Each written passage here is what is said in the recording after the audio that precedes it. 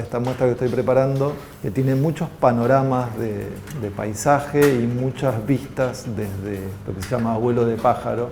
Trato de imaginar una muestra en la que todas estas visiones son las visiones de un hornero.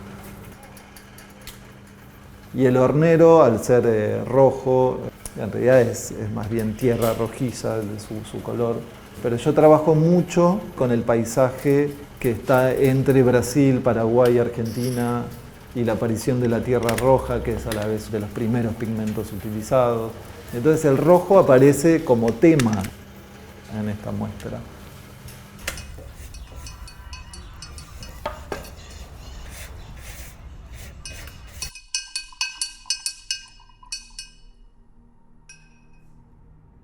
Más que un método, hay una forma de trabajo que a mí me gusta, que visualizo en la catapulta. Va hacia atrás para salir disparado hacia adelante a un lugar nuevo, digamos, más lejano. Entonces es un poco el trabajo que yo hago con respecto a la historia y el tiempo, ir hacia atrás en la historia, a buscar cosas, información, métodos, formas anacrónicas de trabajo, de pensar, para usarlas como la catapulta, para salir disparado hacia adelante. Cuando yo era chico y mi primera conexión con la pintura fue a través de libros de arte que había en la casa de mi abuelo, en las que había un tema mitológico, religioso, del que yo no entendía absolutamente nada, y en el fondo siempre había un paisaje, que era lo más fantasioso de la pintura, y era donde mi vista se escabullía por ahí y era como el escenario en donde yo podía imaginar mis propias historias. Estoy trabajando ahora una serie de paisajes, algunos de gran formato, que las referencias de los paisajes son a Frans Post, que fue un pintor holandés, y son los primeros paisajes de la pintura europea retratando al paisaje americano.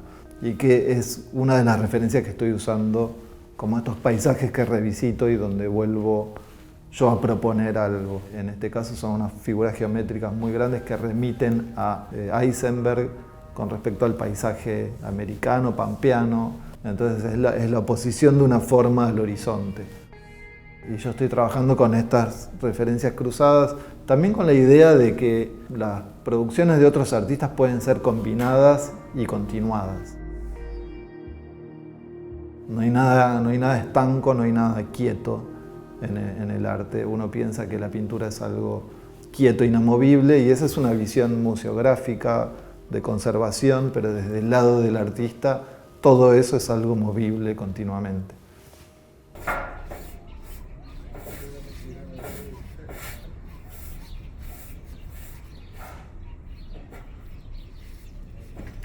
Yo trabajo con el tiempo en dos como planos paralelos, podría pensar. Uno tiene que ver con la historia del arte, historia de la pintura específicamente, y el otro es el de la acción de pintar específicamente. Entonces yo pienso mucho en los tiempos geológicos y en cómo operan sobre el paisaje. Estos adoquines ya traen en gran parte esta carga de tiempos superpuestos que a mí me interesan.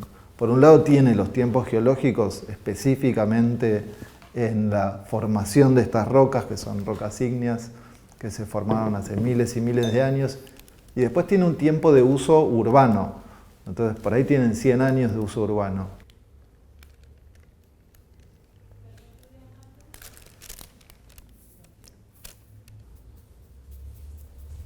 Y entonces yo después llego en este momento a aplicar esta fina capa de pintura en uno de sus lados sobre la suma del trabajo geológico, urbano, artesanal. Pero también me interesa mucho pensar en cómo esa pintura que yo aplico sobre el adoquín es solo un momento en la vida de esa piedra. Cuando uno piensa en términos geológicos, bueno, son todos unos pequeños momentos. Lo que nosotros estamos haciendo, por más que tratemos de que perdure, es fugaz.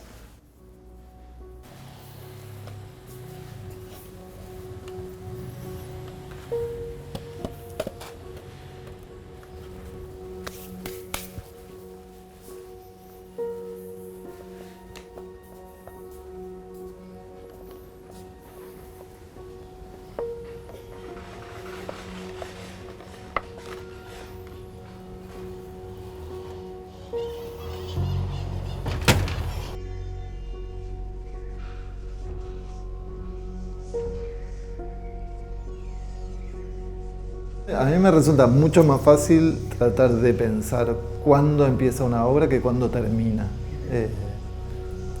Por empezar, terminar no termina nunca, pero en un momento uno se desprende de la obra.